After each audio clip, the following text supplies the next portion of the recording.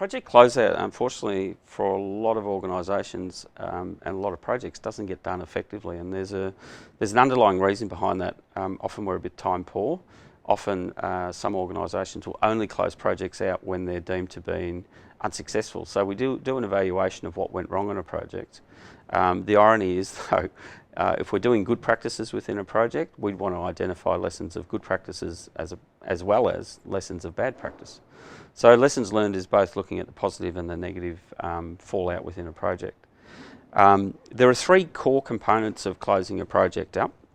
You have the wrap-up activities where we look at closing down the financials, closing down contracts, closing down the project team, doing a final handover and sign-off and approval from the client or the operational manager who's going to be handed this project over.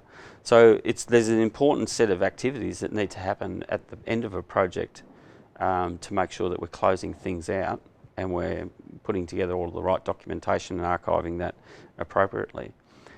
That's one component of project closeout. There's another couple that we really need to consider, and I think these things get left off a little bit. So the second element is around reviewing the performance of the project. So how did we perform as a team? How did we perform as individuals? How did the contractor perform?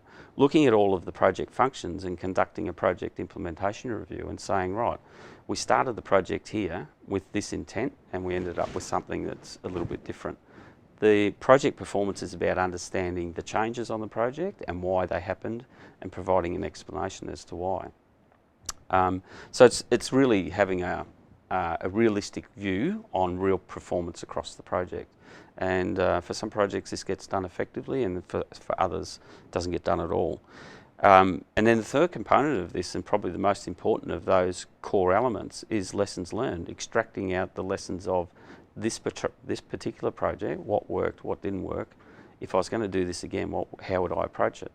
And the IP that falls out of that and then gets fed into future projects can be of enormous benefit to any organisation.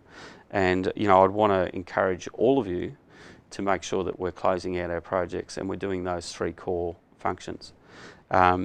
A final update of the project, and then we're doing a final comms out to the stakeholder groups to say this is what we started with and this is the outcome, and making sure that all of that gets archived back into our corporate library.